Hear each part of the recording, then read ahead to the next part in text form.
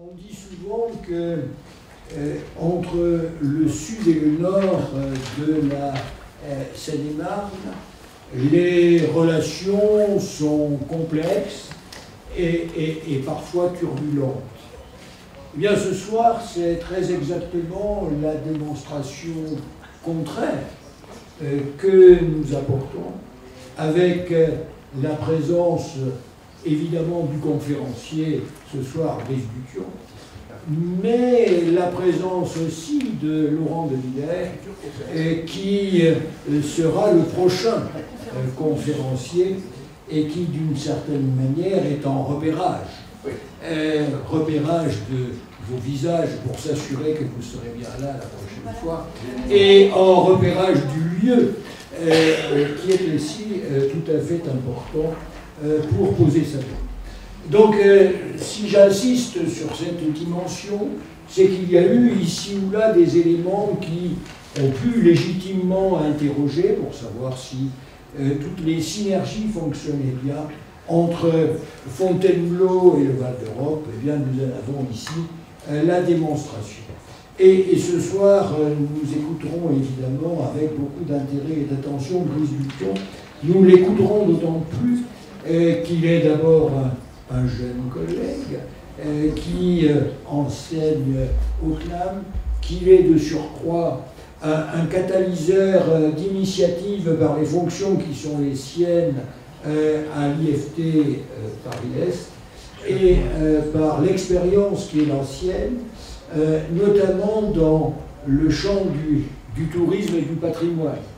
Je n'aborderai pas le sujet, je ne l'effleurerai même pas dans la mesure où dans quelques instants Nathalie Fabry va nous en dire un mot, mais je crois qu'il est tout à fait important en tout cas que par sa présence il illustre non seulement ce que je disais à propos du partenariat nord-sud Seine-et-Marne, mais aussi parce que le CNAM, l'université, sont au sein du cluster porteur d'un projet dont on vous parlera plus tard, qui est en cours de finalisation dans le cadre du programme des investissements d'avenir. Ce qui montre bien qu'au-delà des actions concrètes que l'on peut mener, il y a aussi la nécessité, sur le champ de la formation et de la recherche, de prendre des initiatives qui permettent, au sein du cluster et au-delà de ses limites, d'avoir ainsi un creuset d'initiatives qui montre bien que le tourisme répond aux enjeux et dans son organisation et dans ses développements, aux enjeux économiques, dont notamment Jean-Yves Durance, il y a quelques semaines, soulignait le caractère tout à fait stratégique. Et donc, je n'insiste pas davantage. Donc, merci Brice d'être là ce soir. Merci Laurent d'être là dans quelques soirs qui viennent. Mais il est vrai que désormais, et pour des raisons que j'expliquerai plus tard, tu as juste un peu plus de temps à nous consacrer. Nathalie, c'est à toi. Merci. Donc, d'un point de vue étymologique, le patrimoine, du latin patrimonium, est l'ensemble des biens et des droits hérités du père. Par analogie, le patrimoine est ce qui est transmis à une collectivité par les ancêtres, les générations précédentes, et qui est considéré comme un héritage commun. On parle alors de patrimoine archéologique, naturel, artistique, culturel, intellectuel, religieux et historique. Le patrimoine historique en France est riche et varié. C'est une force que nous envient les peuples sans histoire longue. Au Panthéon des sites, on peut mettre Versailles, le Louvre, et pour faire plaisir à notre conférencier de ce soir, Fontainebleau. Quel est leur point commun? Ils ont tous été des lieux de pouvoir avant d'être des lieux touristiques. Merci donc à nos gouvernants de l'Ancien Régime. Merci aussi à nos révolutionnaires qui ont introduit la notion de patrimoine collectif. Je pense en particulier à l'abbé Grégoire.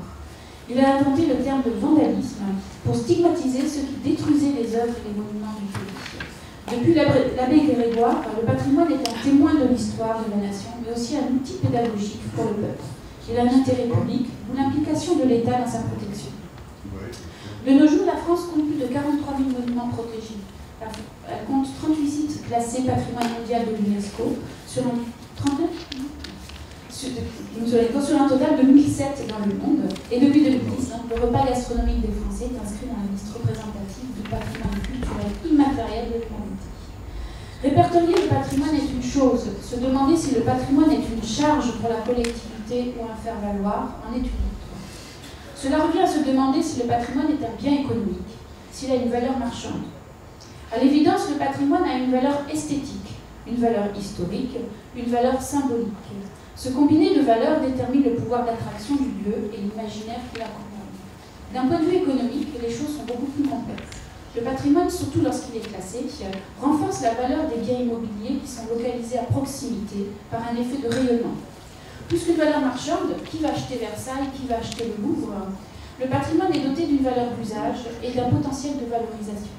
À ce titre, à l'échelle du territoire, il peut devenir un levier de croissance, générer des externalités et servir de support de notoriété. C'est ici que le tourisme peut jouer un rôle essentiel. Car posséder un patrimoine est une responsabilité et une charge financière pour les collectivités qui en ont la charge. Entretien, restauration, mise aux normes, de sécurité, gestion des visiteurs, la liste des obligations est longue. Les entrées payantes des visiteurs contribuent pour partie seulement au financement des dépenses engagées. Le complément est financé par l'octroi de subventions. Mais les temps sont désormais très rudes. Il faut inventer des modèles économiques basés sur des financements plus variés. Désormais, le patrimoine se loue, se met en événement, fait appel au mécénat et au levée de fonds. Le numérique met à contribution pour attirer les visiteurs. La caractéristique de notre époque est que le patrimoine devient un actif à valoriser par la fréquentation touristique et une source de création de valeur par la production de services culturels. Je terminerai avec Victor Hugo qui, dans Chose vue, écrit « Il faut des monuments aux cités des hommes, autrement où serait la différence entre la ville et la fourmilière ?» C'est bien vu. À l'échelle du monde, qu'est-ce qui différencie les destinations si ce n'est leur patrimoine géré comme des leviers de notoriété? Merci. Bien, mais vous pouvez applaudir mes amis si vous souhaitez. Et on vous y encourage. Aucune préférence pour l'un des deux micros, peu importe. Bien, bonsoir à toutes et à tous. Merci, chère Nathalie, merci, cher Bernard, pour vos propos introductifs chaleureux, amicaux et érudits en ce qui concerne notamment le propos de Nathalie. Alors, 4 parties vont structurer mon propos. La première partie, je vais représenter un tout petit peu ce qu'est le tourisme, mais j'irai assez vite puisque vous avez eu nombre d'experts depuis un certain nombre de semaines, notamment mon camarade Jean-Yves Durance qui est venu ici, avec qui, entre autres, nous avions rédigé le rapport de l'Institut Montaigne. En deuxième partie, je vous redonnerai quelques éléments sur ce que sont les patrimoines touristiques en France. Et j'essaierai de compléter le propos initial de Nathalie. Enfin, comme promis, bien sûr, je porterai une attention toute particulière sur la question des financements des patrimoines touristiques dans une période que vous connaissez bien, qui est une période de crise économique, à la fois à l'échelle la plus macroéconomique en France, c'est-à-dire une période où l'on a l'habitude des dettes publiques, donc une raréfaction des subsides publics, et puis aussi une période, et j'y reviendrai un tout petit peu, de ce qu'on pourrait appeler une certaine forme de paupérisation des collectivités territoriales. Donc c'est une vraie question aujourd'hui qui se pose à l'ensemble des acteurs touristiques et notamment à l'ensemble des acteurs patrimoniaux. Enfin, comme je vous l'ai déjà dit, je finirai par une présentation des enjeux du numérique ou du digital en prenant quelques exemples, notamment un exemple bien connu en France puisque c'est celui du musée du Louvre, qui est la référence notamment dans la gestion des médias sociaux et de la notoriété d'un établissement qui aujourd'hui dépasse largement les frontières hexagonales. Alors en première partie d'abord, je vous propose de regarder un petit peu ce qu'est le tourisme dans une acception d'abord générale, puisqu'il faut toujours conserver à l'esprit que le tourisme, d'abord et avant tout, et vous avez déjà vu ce schéma avec Jean-Yves Durance, le tourisme c'est un ensemble de prestations qu'on fournit à un client. Alors j'ai déjà prononcé ce mot en d'autres lieux, qui n'est pas un gros mot, y compris pour les acteurs patrimoniaux et culturels, puisque aujourd'hui, et on le sait, la satisfaction du client est au cœur de l'attention des entreprises touristiques. Et vous le savez, l'Organisation mondiale du tourisme a défini ce qu'on appelle la chaîne de valeur du tourisme, et on est aujourd'hui en France dans une réflexion de plus en plus fine sur ce que peut représenter cette chaîne de valeur comme étant un ensemble d'entreprises, notamment, qui traditionnellement avaient eu l'habitude de développer leurs activités de façon complètement séparée, disjointe. Cela va, et vous regarderez plus en détail si vous le souhaitez sur le petit graphique, de la période d'information, souvent sur Internet, la période de réservation, et ensuite arriver à destination. Et c'est une vraie révolution à laquelle on commence à assister, puisque aujourd'hui, les hôteliers commencent à s'intéresser à l'ensemble des prestations touristiques. Notamment, c'est tout simple, hein, pour essayer de remplir des hôtels, il faut savoir ce que font et ce que consomment les touristes. Et puis les prestataires culturels s'intéressent aussi à la partie hébergement, parce que pour conserver les touristes, pour les attirer, il faut être capable aussi de fournir des forfaits aujourd'hui quasiment globaux. Et puis cela va ensuite, à la fin de la consommation, à la période de retour, à la question de la fidélisation des clientèles. C'est qu'en France, on a toujours eu l'impression que le tourisme était ce qu'on appelle une rente de situation, c'est-à-dire que les gens venaient nous visiter et nous n'avions rien à faire pour cela.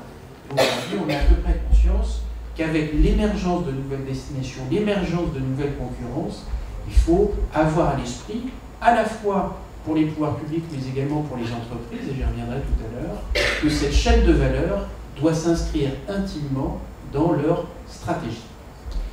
La deuxième petite idée que je veux partager avec vous, c'est d'abord et avant tout que le tourisme, c'est évidemment la question des mobilités humaines.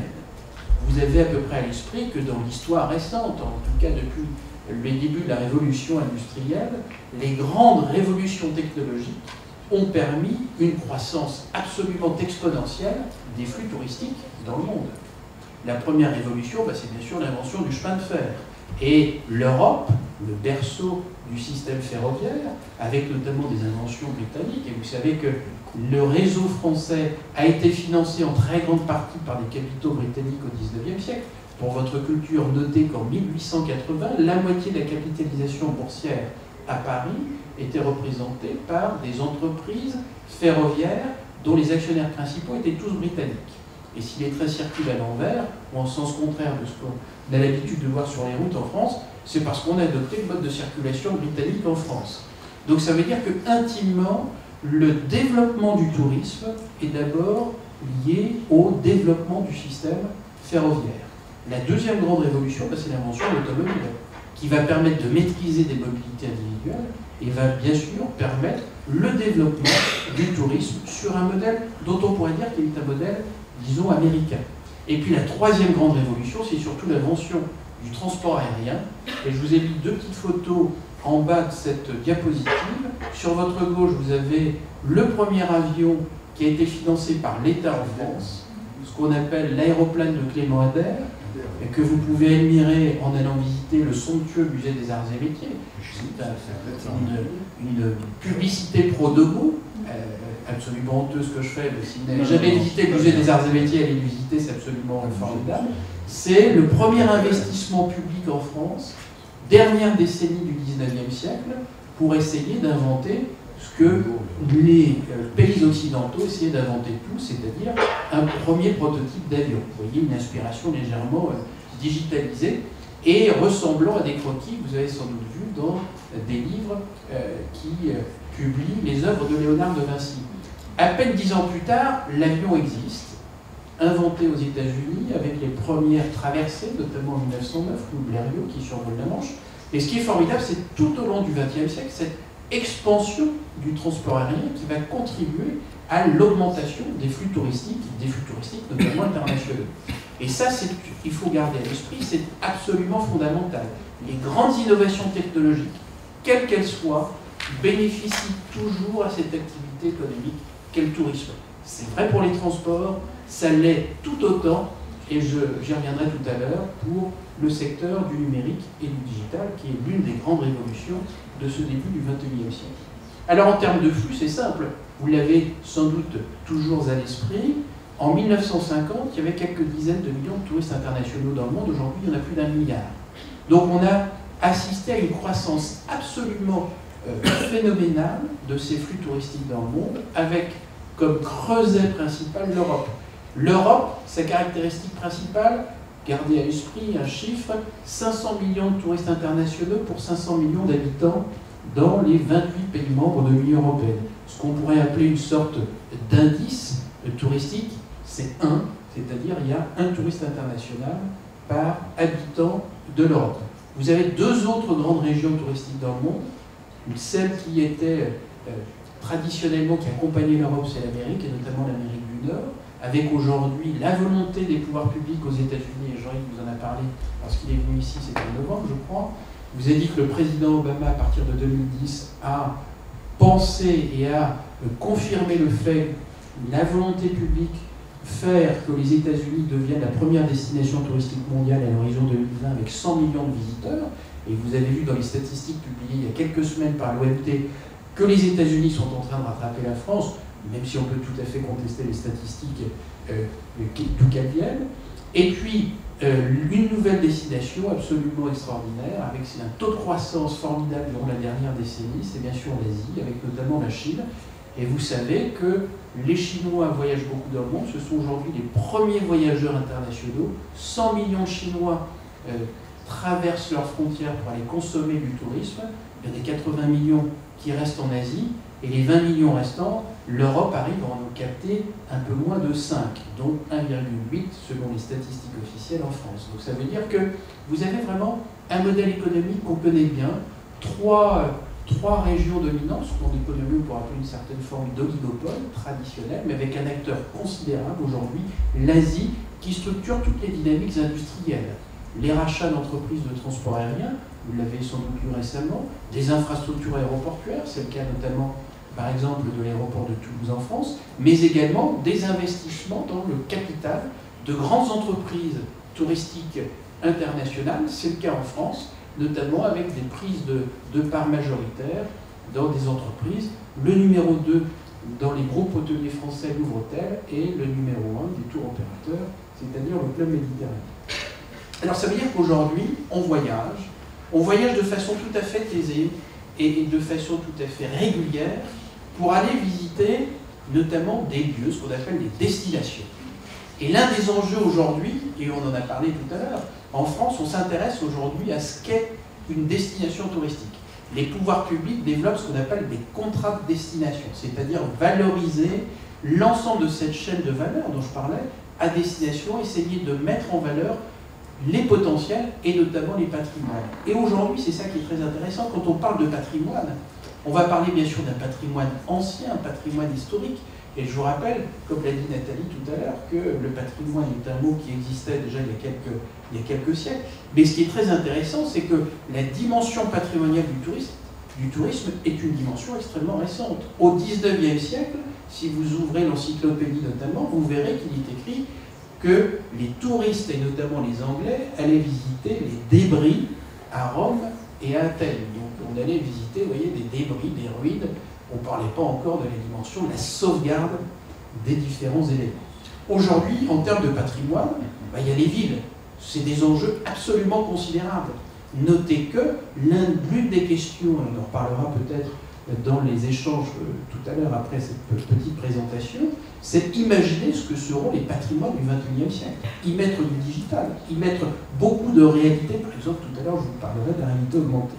Et puis, il y a une nouveauté, c'est que, je parlais de la Chine tout à l'heure, mais bien sûr, l'apparition de la Chine et d'autres pays, on en a suffisamment parlé dans la presse, les BRIC et d'autres pays asiatiques comme étant ce qu'on pourrait appeler une certaine forme de nouveaux dragons touristiques dans le monde, ça laisse envisager de nouvelles formes de consommation.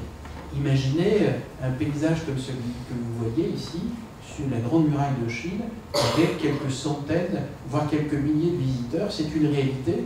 Donc ça veut dire qu'on a aujourd'hui des nouvelles logiques de consommation et des nouvelles logiques de production, bien sûr. Troisième petite idée que je veux partager avec vous dans cette présentation assez simple de ce qu'est le tourisme, c'est ce qu'est le tourisme en Europe. Il y a deux modèles économiques, finalement, qui sont assez complémentaires. Traditionnellement, ce sont les pays anglo-saxons, et notamment l'Angleterre, qui ont inventé le tourisme. On doit beaucoup de choses aux Anglais. La création des stations balnéaires, la création du transport ferroviaire et plein d'autres choses. Et depuis plus d'un siècle, ce sont les Britanniques et les Allemands qui sont nos meilleurs visiteurs. Encore statistiquement, en 2014, ils étaient 25 millions à venir visiter la France. Donc vous avez un système économique en Europe sur deux modèles. On pourrait dire un modèle anglo-saxon qui qui est fondé sur ce qu'on appelle un marché d'émission, donc qui émettent des touristes à l'international. Et puis en face, vous avez des pays méditerranéens, qui sont des pays au patrimoine fort développé, et vous avez ici ce qu'on appelle des marchés réceptifs ou récepteurs, c'est-à-dire qu'on a deux modèles économiques. D'un côté, des marchés anglo-saxons avec des industries touristiques particulièrement fortes, que ce soit des compagnies aériennes, par exemple des compagnies low cost, ou des grands tours opérateurs comme TUI, qui est le numéro 1 en Europe, qui est d'origine allemande. Et puis de l'autre côté, vous avez un système économique qui est dominé par des entreprises dites de l'hospitalité, c'est-à-dire de l'accueil du touriste, avec aujourd'hui un défi pour toutes les destinations méditerranéennes, et c'est encore amplifié d'ailleurs par les crises qu'on rencontre au sud de la Méditerranée, la capacité à accueillir des clientèles venues du monde entier. On est très mauvais dans les cultures de l'hospitalité en France, on ne l'est pas de façon différente en Italie, il y a eu pas mal de choses faites par contre en Espagne. Donc vous avez ces deux modèles qui sont très intéressants, et puis vous avez des petits pays en Europe auxquels on songe quasiment jamais, mais qui sont des puissances touristiques absolument passionnantes. Je vais vous donner un exemple, c'est l'Autriche. L'Autriche, il y a 8 millions d'habitants, et il y a 24 millions de touristes internationaux. En termes économiques, c'est le plus fort indice existant au monde. 3 touristes internationaux par habitant. Donc ça veut dire que c'est un pays qui, traditionnellement, a poussé assez loin le modèle de l'hospitalité, avec des modèles notamment hôteliers qui, aujourd'hui, sont labellisés écolabel, etc. On pourra en reparler. C'est un pays très intéressant, avec un patrimoine naturel extrêmement varié, extrêmement puissant, qui intéresse beaucoup, notamment, bien sûr, les pays d'Europe centrale, qui sont les nouveaux arrivés sur le marché depuis une vingtaine d'années en Europe. Quatrième idée, rassurez-vous, je vais aller assez vite puisque vous connaissez bien, c'est ce que représente le tourisme en France. Quelques chiffres tout simplement, vous les connaissez sans doute bien. Le tourisme, c'est plus de 7% du PIB à l'échelle macro. C'est en gros un excédent de 12 à 15 milliards d'euros dans la balance des paiements. Donc c'est largement supérieur à quelques industries qu'on célèbre souvent dans la presse. Je parle souvent de l'industrie automobile, de l'industrie agroalimentaire. C'est l'une des industries les plus excédentaires, notamment avec celle du luxe. Donc ça, on connaît bien, et sans doute l'industrie aéronautique. Et là, les contrats signés récemment par Dassault vont sans doute conforter un peu cet excédent dans la balance du paiement. Vous le savez également, la France est la première destination mondiale, donc ça on s'en gargarise. Et on aime dire chaque année que nous sommes les meilleurs, les plus beaux, et qu'on vient nous admirer. Nous avons un patrimoine formidable. Et surtout, ce qui est formidable d'un point de vue microéconomique, c'est se dire que ce secteur est dynamisé par plus de 270 000 entreprises. 270 000 entreprises, avec une forte croissance, notamment des toutes petites entreprises, un entrepreneuriat extrêmement dynamique, puisque depuis 5 ans, on a vu la création de plus de 30 000 entreprises touristiques en France. Tous secteurs confondus, et notamment une forte croissance due au numérique. Et enfin, ces 270 000 entreprises emploient 1 500 000 personnes. 1 500 000 personnes. Il y a un peu plus d'1 million de personnes salariées et bien sûr 300 000 non-salariés qui sont principalement les patrons des entreprises. Et en termes d'emploi indirect, c'est à peu près autant. Ça veut dire que le tourisme, vous pourrez garder ça comme idée, c'est à peu près 3 millions de personnes qui, directement ou indirectement, en France, vivent chaque année de ou avec une activité touristique. Ça représente, puisque vous aimez les chiffres, j'imagine, vous êtes des étudiants comme tous les autres, ça représente environ 10% de la population active française. C'est considérable. Il faut toujours avoir à l'esprit ces quelques données que les élus commencent à avoir très précisément à l'esprit, en tout cas depuis quelques mois. Dernier petit élément sur ce qu'est le tourisme en France, bien sûr, vous avez une très forte hétérogénéité de la réalité touristique dans notre pays. L'une des constantes, c'est d'abord que chaque région, chaque territoire, puisque c'est un mot qu'on utilise aujourd'hui, notamment quand on parle de découpage territorial, et quand on ne connaît toujours pas d'ailleurs les compétences des départements alors qu'on va voter dans 5 semaines pour élire les exécutifs de ces collectivités, ce qui est quand même fait sans précédent, je pense, dans l'histoire de la République. Mais quand on parle de territoire, c'est regarder. Plus on va vers le sud, c'est ce qu'on appelle l'héliotropisme, plus le tourisme représente une part importante dans le PIB régional. Vous avez bien sûr une réalité c'est celle que vous connaissez bien. Simplement, notez que toutes les régions françaises sont touchées par le tourisme. Et il y a 3 grandes régions, Île-de-France, Rhône-Alpes et PACA, qui sont les 3 régions qui représentent plus de 50% de l'activité touristique française. Mais il faut conserver à l'esprit que dans la majorité des territoires ruraux, ça représente plus de la moitié des départements actuels en France. Le tourisme aujourd'hui est la première activité économique et représente plus de 50% de ce qu'on appelle l'économie présentielle, c'est-à-dire des échanges financiers à la surface du territoire départemental. Donc c'est une activité fondamentale, essentielle, et c'est l'activité qui permet le maintien d'autres activités économiques et souvent aussi de services publics. Moi je fais souvent la tournée d'un certain nombre de départements, de régions par mon activité au conservatoire, puisque le conservatoire est un établissement représenté dans l'ensemble des régions françaises, et je me rends compte que beaucoup de départements sont particulièrement intéressés par cette notion, le maintien ou la création d'activités touristiques, parce que c'est la garantie de maintenir d'autres activités économiques, y compris des services publics. Les services publics, c'est très simple, ça peut être la poste, ça peut être également, par exemple, parfois une petite structure hospitalière, et là, un hôpital et pas simplement une structure d'hébergement. Enfin, pour finir sur la France, vous avez une réalité structurelle. On s'est habitué en France à l'idée que nous étions un pays que l'on venait visiter. La France, la réalité, c'est que c'est un hub. Vous savez ce qu'est un hub? Un hub, d'un point de vue d'aéroport, c'est un lieu d'échange. Et bien, la France est un territoire où on échange les touristes. On les échange entre le nord et le sud de l'Europe, d'accord? On peut les échanger entre différentes régions mondiales, donc c'est notre réalité historique. Nous sommes un pays qu'on traverse. Et ce hub est doté d'infrastructures de transport extrêmement performantes. Ça a été souligné, ça l'est régulièrement, notamment par une publication du Forum économique de Davos. On dit que la performance et l'attractivité du territoire français, on les doit principalement à un réseau de transport particulièrement performant. Le TGV, même si la Cour des comptes dit qu'il y a trop de TGV, que ça coûte cher à l'État, et puis également, bien sûr, l'aéroport international. Alors ça veut dire qu'aujourd'hui, notre dépendance touristique est une dépendance d'abord et avant tout due au transport. Si notre réseau de transport se détériore, c'est forcément l'attractivité touristique qui va se détériorer. Et la construction de nouvelles lignes de TGV notamment a permis sur le territoire national de créer de nouvelles destinations touristiques. Je pense notamment par exemple à Metz, avec notamment bien sûr la construction du centre Beaubourg, et plus récemment également l'arrivée du TGV sur les rives de la Méditerranée, et notamment à Marseille, ce qui a conforté bien sûr l'arrivée de Bruxelles, qu'on peut contester également dans quelques rapports publics publiés il y a quelques mois. Voilà, donc la France, c'est une réalité, un pays encore aujourd'hui extrêmement centralisé, avec un hub principal, Roissy, et des touristes qui viennent du monde entier, mais qui restent, pour la plupart d'entre eux, en région parisienne. Ça représente environ 30 millions de touristes internationaux.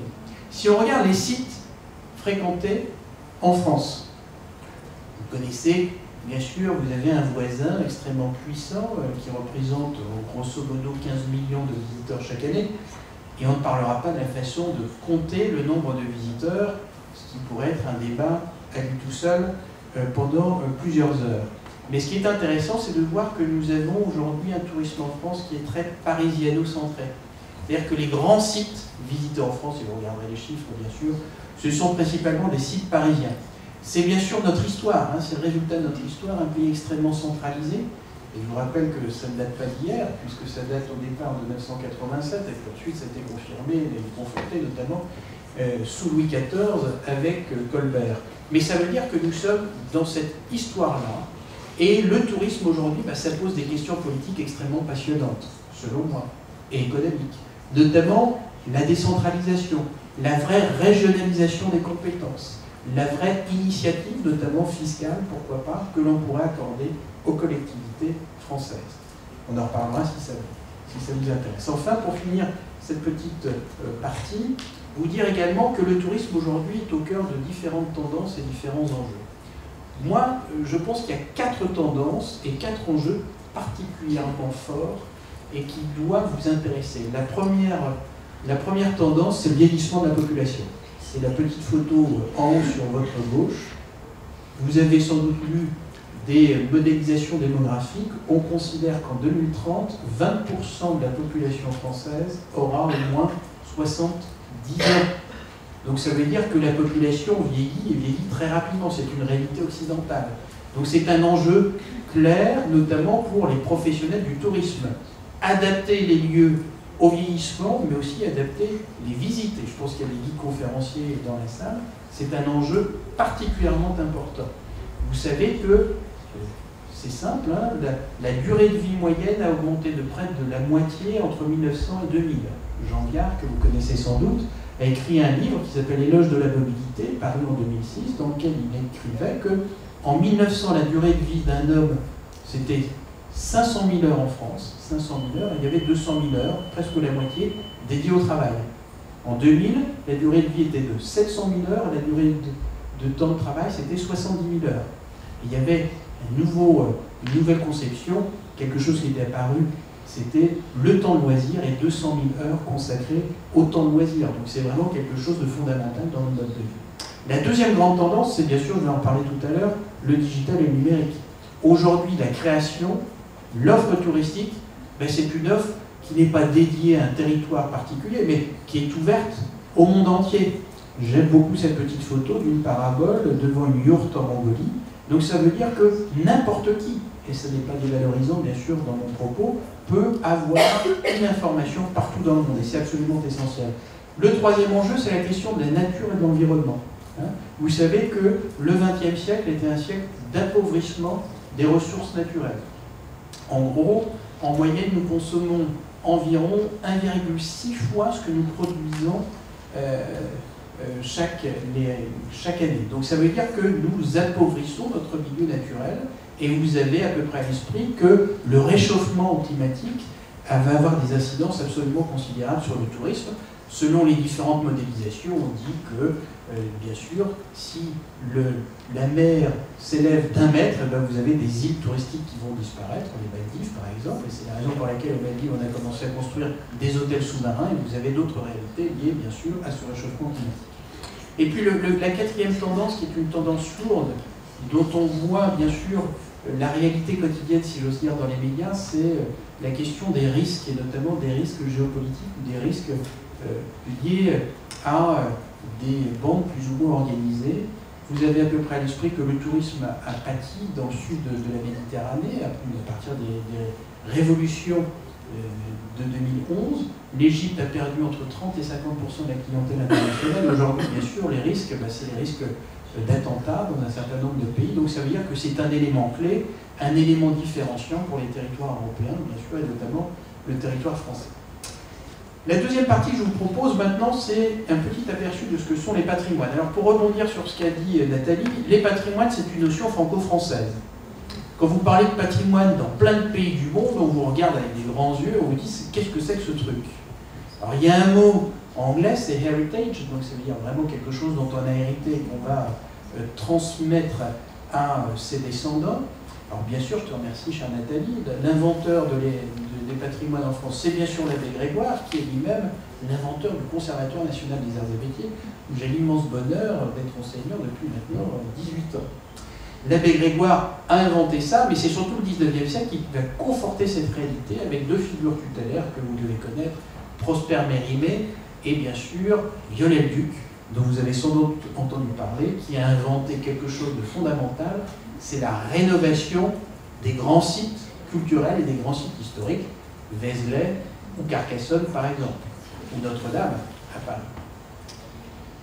En France, on s'est doté d'un dispositif réglementaire et législatif. Alors je ne vais pas tout noter, simplement vous avez des lois qui sont absolument fondamentales, auxquelles on se réfère encore aujourd'hui. On parle souvent de la loi de 1887, on parle de celle de 1913, on parle bien évidemment de la loi Malraux de 1962 sur les secteurs sauvegardés, avec ce paradoxe, c'est que à peine la loi a été-elle votée que les fameuses halles de Paris disparaissaient. Donc ça c'est quelque chose qui m'est toujours paradoxal et amusant de noter.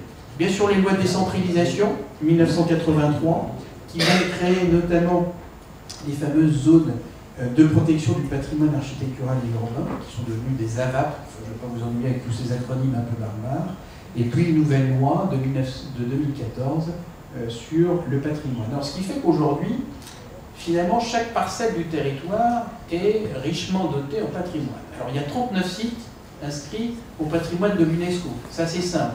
Le 39e, c'est la grotte Chauvet, inscrite en 2014 à Abu Dhabi. Donc on a des patrimoines historiques et naturels et culturels qui sont bien sûr inscrits au patrimoine. Je vous en ai mis ici quelques exemples, mais vous les connaissez sans doute aussi bien que moi. Ce qui est formidable dans notre pays, c'est qu'on a une densité d'aires protégées absolument considérable. Nathalie l'a souligné tout à l'heure, il y a plus de 40 000 sites, plus de 44 000 sites inscrits et classés sur le territoire. C'est la carte sur votre gauche. Bien sûr, plus la couleur est foncée, plus la densité de sites classés est importante, mais vous voyez que, hormis quelques départements, comme la Corse par exemple, qui a à peu près 300 sites classés, toutes les autres régions ont entre 1000 et 3000 sites classés, donc on est vraiment ici dans une très grande densité patrimoniale. On a aussi des labels, notamment un label bien connu qui est Ville et Pays d'art et d'histoire, il y en a 167, c'est la carte sur votre droite, donc qui impose un certain nombre de réglementations, bien sûr. Mais il n'y a pas que le patrimoine historique, il y a le patrimoine naturel, qui est aujourd'hui un élément clé également des territoires pour attirer des touristes. Dans le patrimoine naturel, vous avez d'autres labels, vous avez les parcs nationaux, il y en a 10 en France, et vous avez des parcs régionaux, il y en a 45, on ne va pas détailler bien sûr tout, mais c'est un élément absolument considérable, structurel, d'attractivité touristique des territoires en France. Avec un élément clé à comprendre, c'est que quand on parle de patrimoine naturel, comme d'autres types de patrimoine, on sait qu'un classement va générer une attractivité touristique. Statistiquement, un classement patrimoine mondial de l'UNESCO, c'est l'année d'après entre 30 et 50% de visiteurs en plus. Donc ça veut dire que chaque territoire est soumis à des contraintes touristiques de plus en plus grandes. L'impact du tourisme culturel, on a à peu près l'idée qu'aujourd'hui, le tourisme culturel, ça représente environ 15 milliards d'euros chaque année en France. Avec une répartition, on voit à peu près selon différents secteurs, l'hébergement, la restauration, les transports, etc. La recette billetterie, c'est simplement 500 millions d'euros. Donc c'est 1/30 des recettes générées par le tourisme culturel. Et le tourisme culturel, on pense aussi que c'est à peu près 500 000 emplois, toute activité confondue. Donc c'est relativement important. Mais aujourd'hui, la question clé, c'est celle-là. Lorsqu'un élu veut avoir un projet de territoire, d'abord il aimerait que ce projet de territoire soit rentable de façon assez immédiate, c'est-à-dire avant la prochaine élection. On va en connaître quelques-unes cette année. Et beaucoup pensent que l'organisation d'un festival, d'un événement culturel, va avoir un impact sur son territoire. Alors il y a plein d'études qui ont été menées et on peut dire qu'il y a des ratios qui sont intéressants. En gros, les subventions publiques pour le tourisme culturel, c'est moins d'1 milliard d'euros chaque année. Moins d'1 milliard d'euros. Et on dit, dans plein d'études, que lorsqu'on dépense 1 euro, quand on est une collectivité, on a des recettes ou un chiffre d'affaires compris entre 10 et 19 euros. Alors c'est selon des études, je vous les donnerai si ça vous intéresse. Et pour un élu, ce qui est encore plus intéressant, c'est que 1 euro dépensé va générer environ 3 euros de fiscalité. Donc ça veut dire que dans beaucoup de cas, l'investissement public en termes de tourisme culturel est quasiment une garantie de rapporter des devis sur le territoire. Et ça, c'est un élément aujourd'hui particulièrement structurant des échanges que l'on peut avoir au quotidien, bien sûr, avec des élus de la République et des entreprises. Un exemple, le pont du Gard, que vous devez connaître. 1 million de visiteurs, un peu plus chaque année, 1300 emplois, des dépenses des collectivités de l'ordre de 3,5 millions d'euros. C'est chaque année environ 140 millions de retombées sur les territoires, sur 3 régions. C'est amusant, Languedoc-Roussillon, PACA et Rhône-Alpes. Et on voit aussi que ça a des retombées sur toutes les activités locales, donc c'est absolument considérable. Vous pouvez garder à l'esprit également qu'il y a un ratio qui traîne dans beaucoup de collectivités. 1000 visiteurs, ça génère un emploi. 1000 visiteurs. Donc ça veut dire que lorsqu'on imagine un projet culturel, ben on se dit on va attirer 10 000 visiteurs, ça va générer 10 emplois. C'est un ratio relativement simple. Troisième partie de mon propos, et je regarde l'heure et je vous propose d'accélérer un tout petit peu, je répondrai à vos questions, c'est vous dire également que l'élément clé aujourd'hui, c'est la réflexion autour du financement, et le financement du patrimoine touristique. Alors je vous l'ai dit tout à l'heure, on est dans une période contrainte. Chaque année, on a, quand on parle de culture, il y a un budget public, c'est celui du ministère de la Culture et de la Communication. Les lois qui sont présentées au Parlement, la loi de finances, prévoit un budget de l'ordre de 7 milliards d'euros pour l'année 2015, dont 3,2 milliards hors services audiovisuels publics. Et là-dessus, il y a environ 312 millions d'euros qui sont destinés à l'entretien et à la restauration des monuments historiques, un peu les thématiques de ce soir.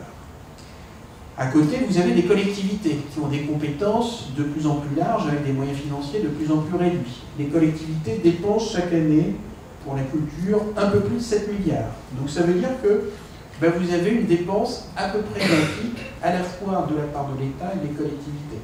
Ce qui est très intéressant, c'est que vous avez plusieurs échelons territoriaux et celui qui dépense le plus en France pour la culture, c'est l'échelon municipal, avec ensuite la région qui va dépenser le moins proportionnellement par habitant.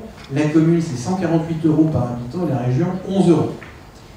La situation est celle que je vous décrivais tout à l'heure, un désengagement progressif de l'État, une paupérisation des collectivités avec des dépenses de fonctionnement et des dépenses d'investissement. C'est relativement simple, je vous ai mis une petite photo du château de Champs-sur-Marne. Vous avez à peu près à l'esprit que la réouverture du château et du domaine de Champs-sur-Marne, c'est un investissement de 8 millions d'euros pendant plusieurs années et bien sûr ça génère une attractivité territoriale relativement importante. Donc ça veut dire qu'on se pose plusieurs questions, il y a plusieurs hypothèses. Soit on réduit les dépenses, ce qui est relativement aisé à comprendre, ça veut dire que notamment on peut se séparer d'un certain nombre de personnes qui travaillent. Soit on essaye d'augmenter les recettes. Et ce qui est très intéressant, c'est que dans beaucoup d'établissements culturels et patrimoniaux, on est passé de la première à la deuxième hypothèse, c'est-à-dire qu'on essaye de réfléchir à une augmentation des recettes. C'est simple, l'augmentation des recettes, c'est soit des ressources propres, soit des partenariats. Les ressources propres, la première hypothèse, c'est augmenter la fréquentation des visiteurs. Donc là, beaucoup d'établissements se donnent de ce qu'on appelle des directions des publics, c'est-à-dire en gros avoir une vraie stratégie marketing, essayer d'aller chercher des visiteurs nationaux et internationaux qui vont augmenter bien sûr les recettes commerciales. La deuxième question qui se pose aujourd'hui, c'est est-ce qu'on supprime la gratuité? Vous avez vu que récemment, le Louvre a supprimé la gratuité pour l'un des dimanches chaque mois. Ça veut dire que chaque établissement se dote aussi d'une vraie réflexion autour d'une stratégie tarifaire, ce qu'on n'a jamais fait pendant des années en France, et on va essayer pendant des années de rattraper le niveau tarifaire de grandes structures culturelles. Je vous rappelle qu'aux États-Unis, les musées sont bien plus chers que ce que nous avons en France, et ça ne veut pas dire que les musées soient vides. Ensuite, vous avez une troisième hypothèse, c'est augmenter les horaires d'ouverture, c'est-à-dire les créneaux d'ouverture. Et là, c'est très intéressant parce que le domaine culturel va adopter, commence à le faire, une technique de réservation qu'on connaît bien dans le tourisme, et notamment dans l'hôtellerie ou le transport aérien, c'est le lead management. C'est une tarification différenciée selon les créneaux, soit de réservation, soit les créneaux de visite. Enfin, bien sûr, l'augmentation des ressources propres va s'organiser des événements. Nathalie en a parlé, vous savez, et ça, très bien. Le meilleur exemple, celui qui est cité partout en France, c'est le château de Versailles, qui a connu un boom de sa fréquentation depuis 10 ans. Alors, le château de Versailles, quand on vous dit qu'il y a 7 millions de visiteurs à Versailles, il faut avoir l'esprit que ce n'est pas uniquement des visiteurs au château. Vous avez le château qui a environ 4,5 millions de visiteurs. Vous avez 1,5 million de personnes qui visitent le domaine, notamment les jardins, et vous avez 1,5 million de personnes qui vont voir les spectacles. Donc là, on voit que c'est une nouvelle stratégie commerciale qui permet vraiment l'augmentation de la fréquentation, et on a donc globalement entre 7 et 7,5 millions de visiteurs. Et puis, la deuxième hypothèse tout à l'heure dont je parlais, c'est augmenter les ressources liées à des partenariats. Les partenariats, c'est d'abord le mécénat. Le mécénat, vous avez en France environ quelques centaines de grandes entreprises qui financent du mécénat culturel. Ce sont les entreprises du CAC 40. Je vous rappelle simplement que les entreprises du CAC 40 doivent verser au maximum 0,5% de leur chiffre d'affaires. C'est quelque chose qu'on trouve dans le Code général des impôts, vous pourrez vérifier si ça vous abuse. Et en moyenne, les entreprises du CAC 40 versent 0,06% de leur chiffre d'affaires. C'est les dernières données que j'ai trouvées pendant cette petite conférence. Ça date de 2012.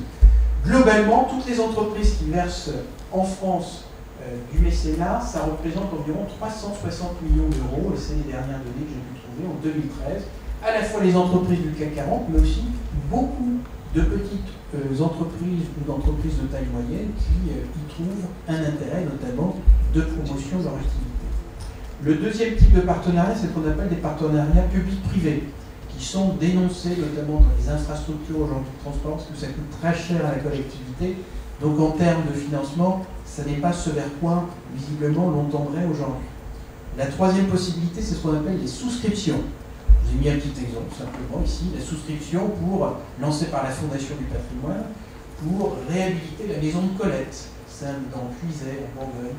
C'est un budget d'1,3 million d'euros, les collectivités apportent 1 million d'euros et il y a 300 000 euros qui sont lancés à la souscription publique. Et puis, la dernière modalité, c'est ce qu'on appelle le crowdfunding, donc c'est-à-dire le financement participatif.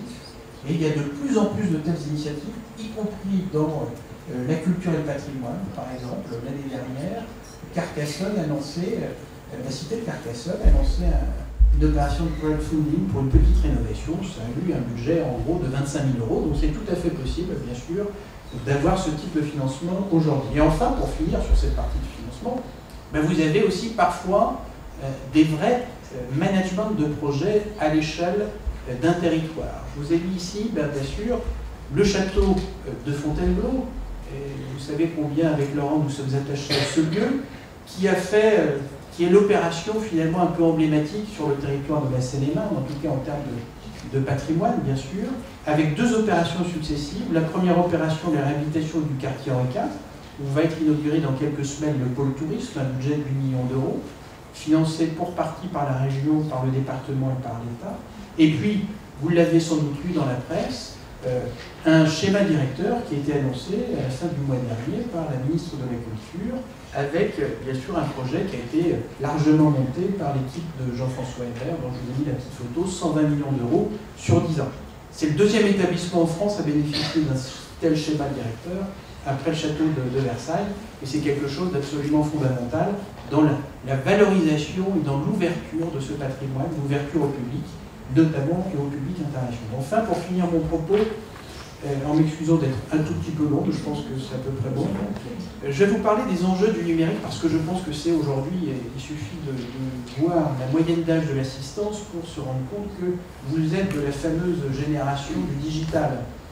Moi, j'ai l'impression d'être un ancêtre quand je vois les gens qui ont 20 ou 25 ans. Lorsque je prépare un PowerPoint, j'ai déjà un peu de mal, mais alors s'il faut pianoter sur le digital, parfois je me sens vraiment presque moyenâgeux et pas médiéviste. C'est un adjectif fort différent. Les enjeux du numérique, j'aime bien cette petite photo parce que ça montre ce que le tourisme est devenu, en définitive. Les touristes vivent leur visite à travers leurs écrans. Et maintenant, vous allez au musée du Louvre, vous allez regarder Mona Lisa, il est totalement impossible à quelques heures de la journée, et si j'ose dire presque de la nuit, de voir Mona Lisa droit dans les yeux. Il faut se mettre sur la pointe des pieds, c'est absolument incroyable. Vous avez des dizaines, des centaines de portables qui prennent en photo, des iPads qui prennent en photo, peu importe s'il y a un petit avertissement où on dit que les flashs sont interdits dans la salle, ça montre aussi le degré de respect de la règle par les touristes. Mais c'est une nouvelle façon, un prisme, le digital, on ne peut plus se séparer de cet outil. Je vous rappelle, le téléphone portable a été inventé en 1973, donc c'est relativement ancien, a été diffusé notamment dans les années 90. Ça, l'iPhone, c'est 2007. Il y avait une vie avant l'iPhone et on était capable d'aller visiter des musées sans iPhone et de regarder les tableaux. Toujours est-il que c'est une réalité aujourd'hui. L'élément clé, c'est que nous sommes dans une civilisation connectée, une civilisation ultra connectée. À l'échelle de la planète, regardez simplement, il y avait environ, en 2010, 3 milliards d'objets connectés. tout type d'objets, les téléphones, les tablettes, etc., etc. En 2020, 10 ans plus tard, il y en aura 80 milliards. 80 milliards. Donc c'est absolument considérable. Ça veut dire que ça bouleverse notre économie. Quand on dit que c'est une vraie révolution, bien sûr que ça en est une. Et c'est une révolution quotidienne. Le tourisme l'a vécu de plein fouet. Aujourd'hui, plus de la moitié des réservations, tous secteurs touristiques confondus, c'est bien sûr sur Internet et à distance que ça se fait. Aujourd'hui, c'est 50 milliards d'euros en France de chiffre d'affaires, donc c'est absolument considérable.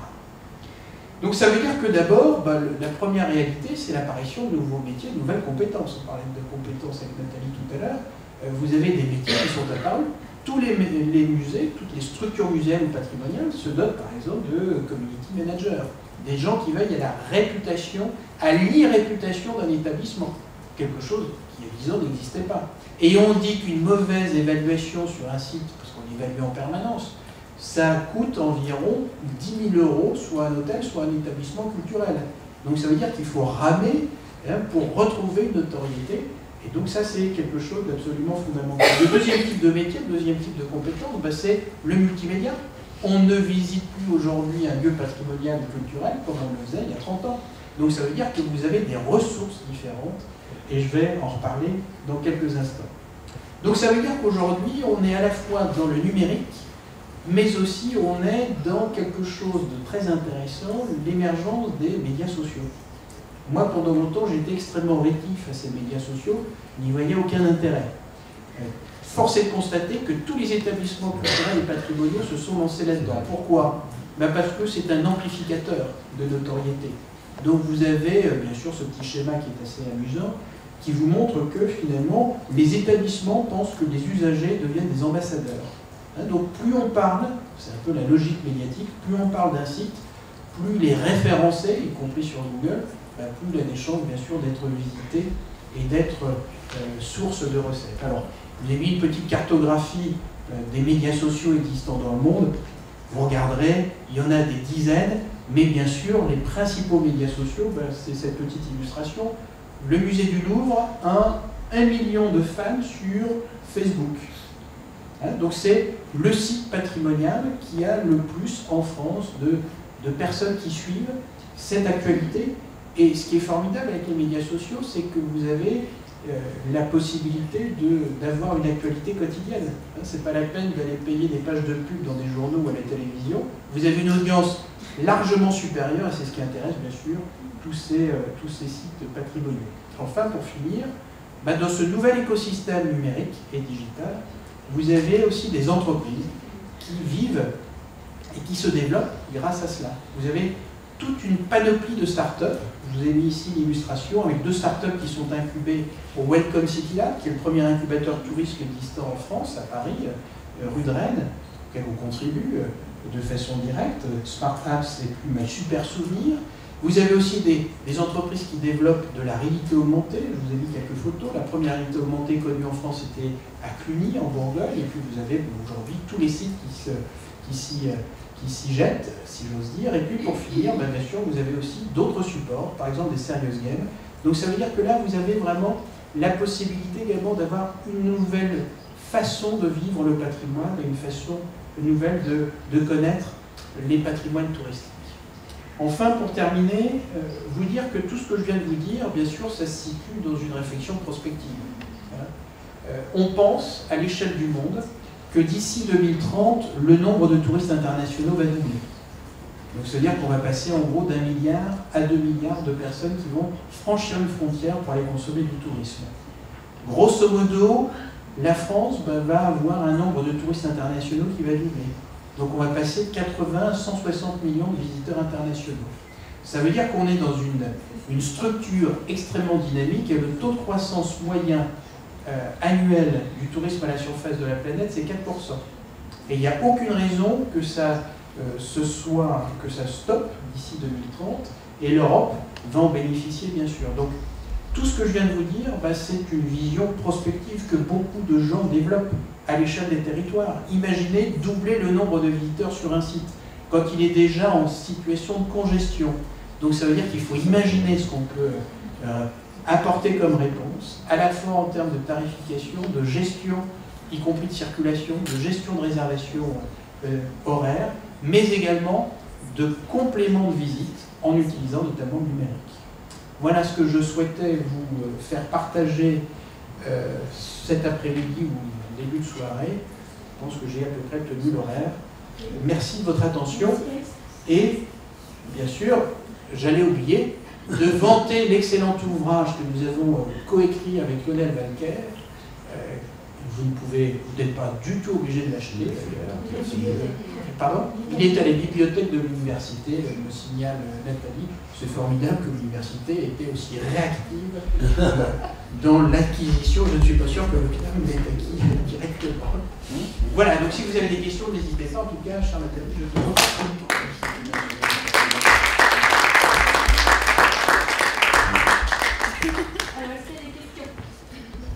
Oui, bonsoir. J'ai été étonné par une de vos diapos. C'était sur la carte régionale de PACA, Rhône-Alpes, Île-de-France.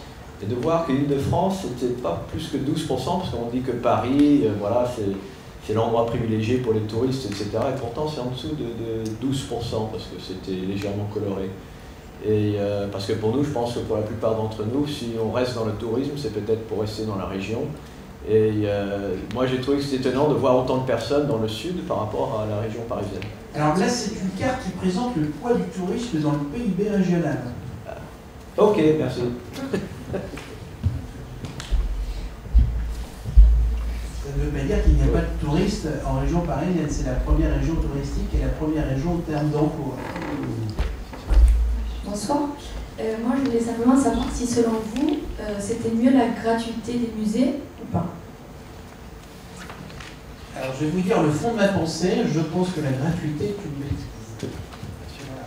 Alors, je pense qu'il y a deux types de gratuité. Il y a la gratuité à la direction des scolaires. Et vous savez que dans plein d'établissements culturels, les scolaires, c'est la moitié des visiteurs. Ça, ce sont des conventions entre les établissements et le rectorat ou les écoles. Donc, pas avoir d'idées préconçues, et je pense que pour les scolaires, c'est plutôt bien. Mais je pense que pour les autres formes de gratuité, un usage mérite une rétribution. Voilà. Donc je suis, à titre personnel, tout à fait opposé à la gratuité, hormis pour les scolaires.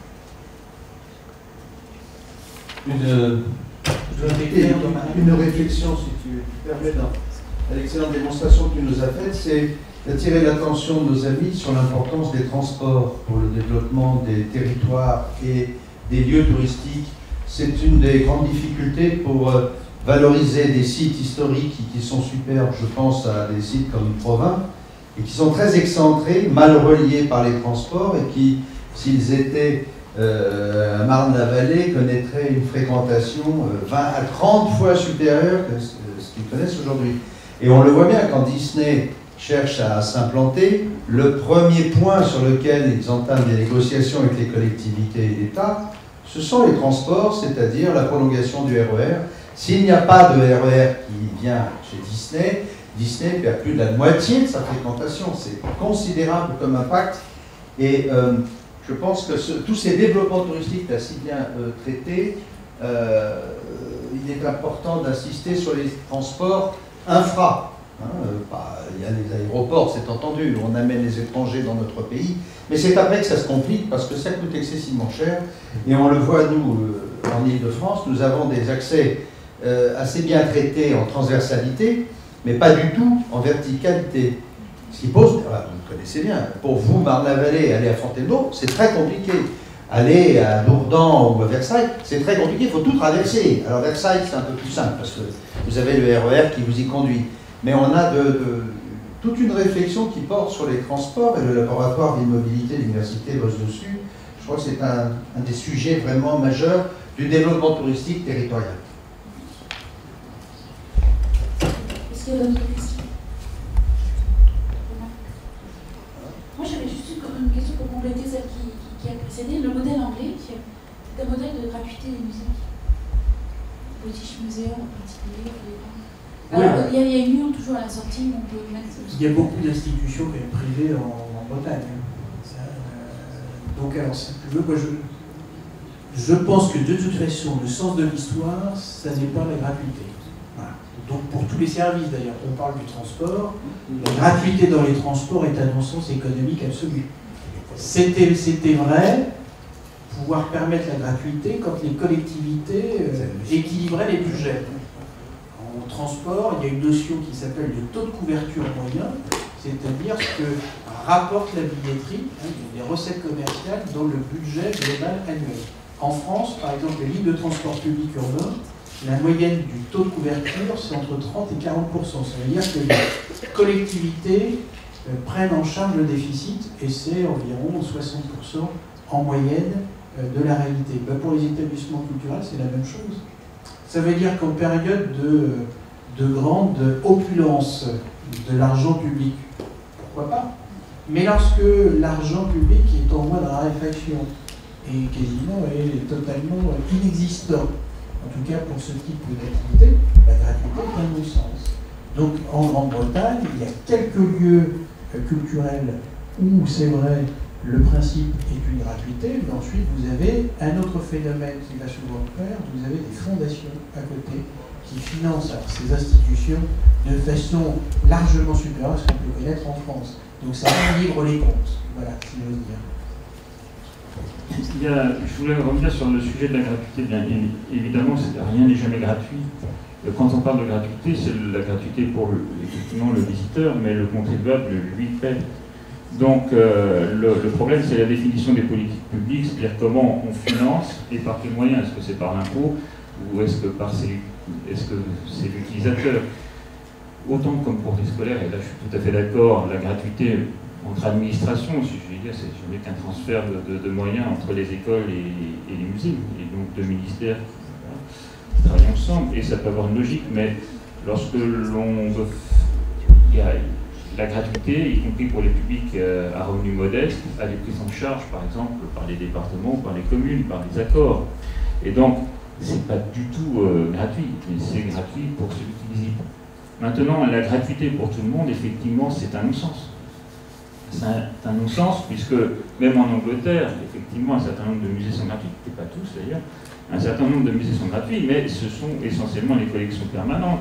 Et ce qui attire du monde, je l'ai encore vu récemment en Angleterre, ce sont évidemment les expositions où là, ça finance.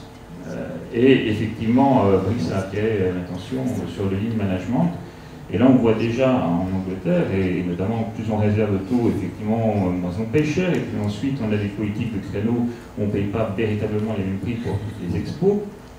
Et là, ça devient quelque chose d'intéressant, puisqu'on a effectivement du lean management qui est introduit dans la gestion des musées.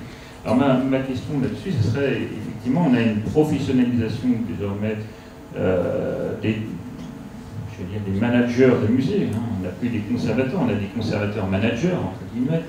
On est dans une période de transition générationnelle, y compris dans la formation de ces conservateurs. Et j'aimerais avoir un petit peu ton avis là-dessus. Ma deuxième question, tu nous as montré la répartition des visites, mais pas la répartition des recettes au château de Versailles. Et j'aurais aimé savoir si tu les avais, parce que ça m'intéresse beaucoup. Alors pour la deuxième partie, je t'enverrai un petit support de présentation qu'on m'a envoyé du château de Versailles, où tu auras toutes les données financières qui peuvent t'intéresser, qui sont grand public, donc il n'y a aucun secret là-dessus. Sur la première question, je crois que le temps est très intéressant, parce que pendant longtemps, on a opposé finalement le monde du tourisme et le monde de la culture. Il y avait d'un côté, en France, il y avait d'un côté les gens vulgaires qui faisaient du tourisme, de l'autre, il y avait les érudits qui ne s'intéressaient qu'à leur piédestal. C'est un tout petit peu changé. Mais ça concerne de trait le tourisme. Ce qui est arrivé récemment, c'est bien sûr, en ce qui concerne la loi Macron. Est-ce que vous avez un avis ou une remarque à faire sur éventuellement l'avenir des guides conférenciers? Le statut des guides conférenciers, ben, je vais vous répondre. D'abord, notez que, alors je voulais dire, nous avons commis avec Sylvain et puis quelqu'un que vous connaissez peut-être, qui s'appelle Patrick Courtin, qui est responsable de la licence pour guide conférencier à Paris 10. Et les trois responsables régionaux, et on co-signe une tribune qu'on essaye de faire publier dans les journaux, dans les grands quotidiens français. Force est de constater que ça n'intéresse pas tout à fait les quotidiens. Le Monde, Libé, Figaro, les Échos, on a tout fait. Donc on va sans doute publier ça dans des journaux spécialisés tourisme et culture. Donc vous aurez notre avis collectif. Et là, je vous donne mon avis individuel. Mon avis individuel, c'est vous dire d'abord que la réforme Macron touche trop de choses. Une loi qui fait 200 articles, c'est une loi qui est plus longue que la Constitution, ce qui est à mon sens législatif, je pense. Premier élément. Deuxième élément, dans ce projet de loi, on avait tout mis. Dans la version du 13 novembre 2014, page 71 et 73, on parlait de la réforme du statut des guides conférenciers. Et la réforme, c'était simple, c'était supprimer le statut de guide conférencier. 2 pages plus loin, 75 et 76, on parlait de la suppression du statut d'agent de voyage. Et pour vous dire à quel point le cabinet d'Emmanuel Macron avait bien préparé son affaire, l'intitulé et la rédaction des chapitres étaient identiques. Donc c'était du pur copier-coller, comme ce qu'on déteste dans les mémoires d'étudiants. Donc c'était sans doute un stagiaire énarque qui avait dû rédiger ça un soir en sortant du cinéma et du théâtre. Ça montre d'abord, premièrement, que cette loi ignorait un certain nombre de réalités. Associer le statut de conférencier, dite profession réglementée, à celui de notaire ou d'huissier de justice, une méconnaissance totale de l'activité, des revenus et des contraintes économiques du dit conférencier. Alors, on a beaucoup discuté, je peux vous dire, et que je ne vais pas vous donner des scoops, mais on a beaucoup discuté avec les fédérations professionnelles. Et dans la deuxième version de la loi Macron du mois de décembre, tout ce qui portait sur les guides conférenciers était retiré. C'est une réalité. Ça a été ensuite transféré à un deuxième ministre qui s'appelle Thierry Mandon, qui a vocation à simplifier les procédures administratives, ce qui n'est pas simple dans notre pays. Dans la loi de simplification de Thierry Mandon, il était prévu dans la première version, pareil, une simplification des procédures d'obtention du statut, notamment en termes de diplôme, en termes de niveau de langue, et ensuite, bien sûr, en termes de méthode pour obtenir le statut. On a encore discuté avec le cabinet, c'est un troisième cabinet qui a hérité du dossier au mois de janvier, celui de Carole Delga, qui est une secrétaire d'État rattachée à ministre de l'économie et des finances, non, ministre de l'économie et des finances Emmanuel Macron, non, Fabius pour l'instant, lui, Fabius est en charge de l'exportation, donc le tourisme vers l'international.